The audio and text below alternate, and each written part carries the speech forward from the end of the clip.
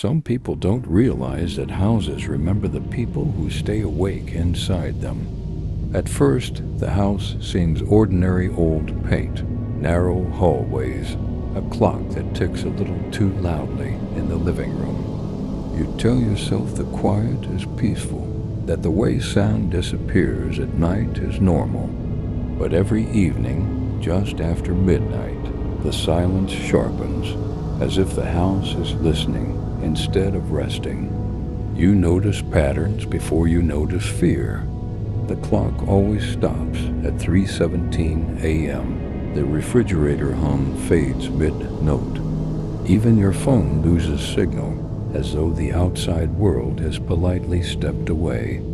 At 3:17, the house exhales.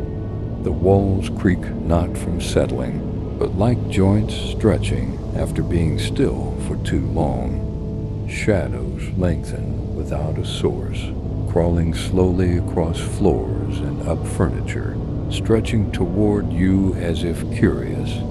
You sit very still, convinced that movement might remind the house you exist.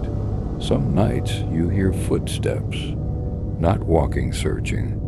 They pause outside rooms, linger by doorways, then move on when nothing reacts. You hold your breath, your chest burning, waiting for the sound to fade. It always does, until the night it doesn't. On that night, the footsteps stop directly outside your bedroom door. The handle doesn't turn. The door doesn't open. Instead, something presses lightly against it, testing like a fingertip, tracing the shape of where the lock should protect you. A soft sound follows. Breathing. Slow, careful, patient. You don't scream. Screaming would prove you're still separate from the house. Instead, you pull the blanket over your head like you did as a child, even though you know it won't help. The breathing stops, and after a long moment, the footsteps retreat. In the morning, everything looks normal again. The clock works. Your phone has signal. Sunlight fills the rooms like nothing happened. You try to convince yourself it was a dream until you notice fingerprints on the bedroom door, pressed from the outside in. They appear every night after that. Soon, the house starts doing more than listening. It watches.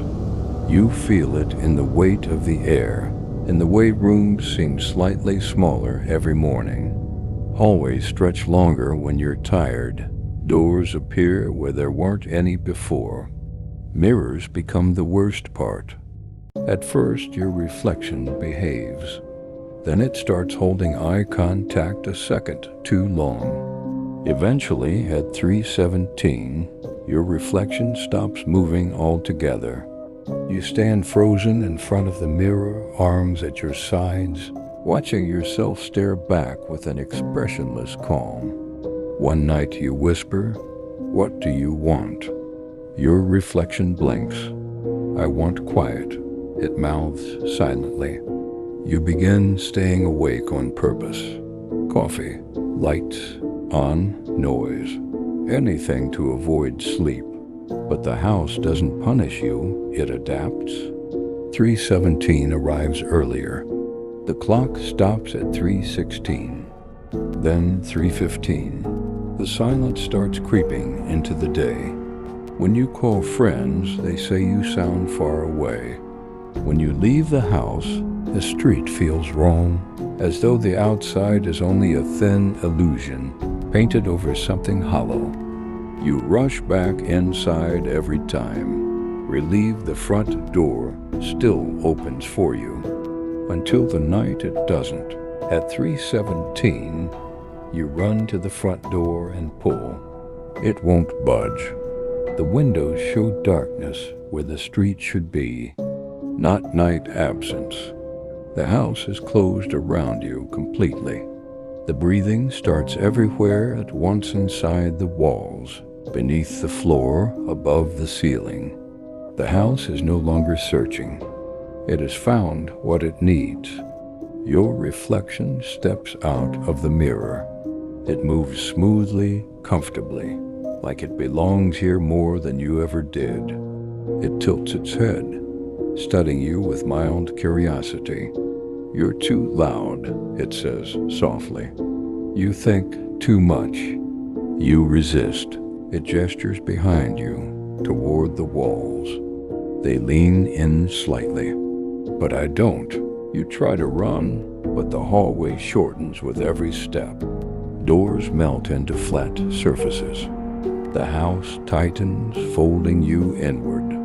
The reflection watches calmly, waiting. When the clock ticks again for the first time in weeks, it's not for you. Morning comes. The house looks normal, quiet, clean. Someone sits on the couch, breathing evenly, eyes relaxed, perfectly at ease inside the silence. And deep in the walls, where no one ever listens anymore, something pounds softly, desperately, begging to be heard.